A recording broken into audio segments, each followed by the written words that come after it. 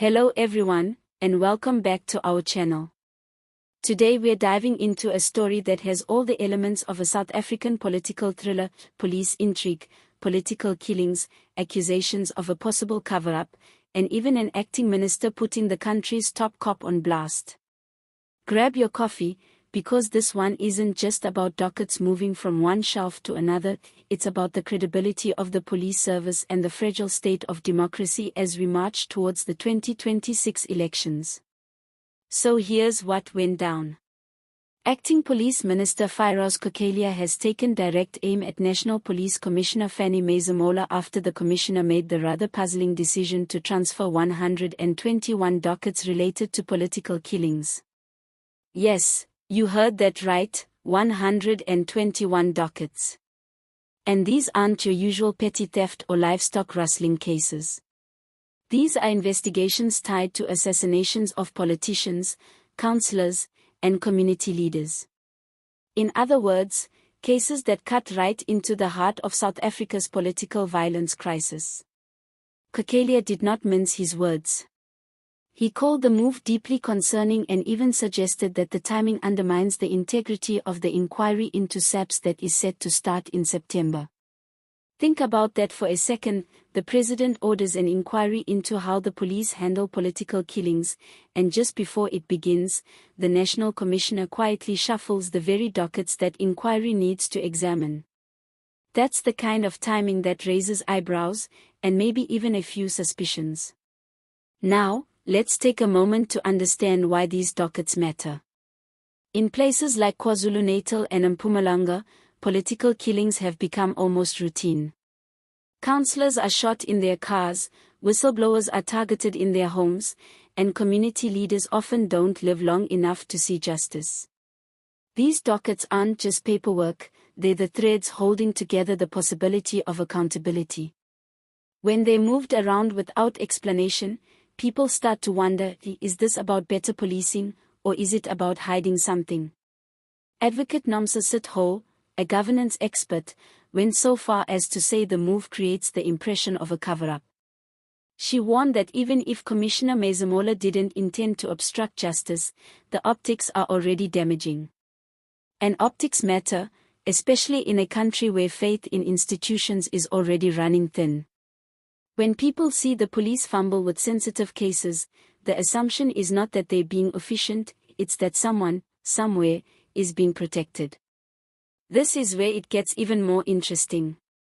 The SAPS inquiry itself was ordered by President Cyril Ramaphosa as part of a broader effort to address political violence ahead of the 2026 elections.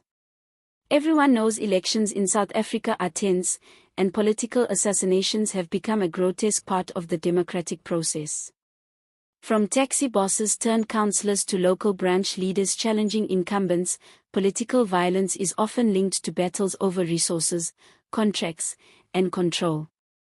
The inquiry was supposed to shine a light on why police have failed so badly to stop the bloodshed. But how can you investigate failure if the evidence is suddenly being moved around like a deck of cards? Cachalia seems to understand the stakes. He's called for an urgent meeting with Masemola and IPID, the Independent Police Investigative Directorate, to make sure the dockets are returned to their original jurisdictions. His line was sharp: accountability cannot begin with concealment. That's not the kind of statement you issue lightly. It tells us there is tension at the very top of the police service, and it suggests that even within government, there are fears of manipulation. Now, for a bit of humor, let's imagine the scenario. You've got 121 dockets sitting in KwaZulu-Natal, filled with witness statements, ballistics reports, and years of painstaking work. Then suddenly, like a game of musical chairs, they're reassigned to other investigative units. It's as if Masemola woke up one morning, stretched, and thought, you know what would really help solve these assassinations? Let's reshuffle the case files. Of course, we know bureaucracy doesn't work that whimsically, which is exactly why the decision looks suspicious. But let's not kid ourselves, political killings are not just about paperwork. They are about power. For years, assassinations have been used as tools to secure contracts, silence whistleblowers, and control municipalities. Some analysts have even described parts of KwaZulu-Natal as being run like mafia states, where political office comes with a body count. Against that backdrop, the handling of these dockets isn't just a legal matter, it's a political one. If you control the investigation, you control who gets exposed, who gets arrested, and who walks away clean.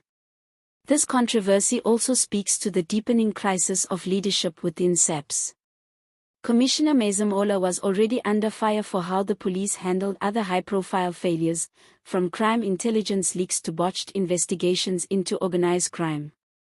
Critics argue that he has often appeared indecisive, more focused on internal politics than on fixing a broken institution. By clashing with Cachalia, he risks making himself the symbol of police secrecy at the worst possible time. And let's not forget, President Ramaphosa will be watching this closely. The last thing he needs before an election is another scandal suggesting that his government cannot rein in corruption or political violence. The ANC is already under enormous pressure from opposition parties like the EFF, DA, and the new MK party, all of whom are more than ready to weaponize stories like this on the campaign trail. The public, meanwhile, is left asking the obvious question: if the police cannot even safeguard the integrity of their own dockets, how can they protect ordinary citizens? That's a hard question to answer, and it's why this story has captured so much attention. So, where does this go from here?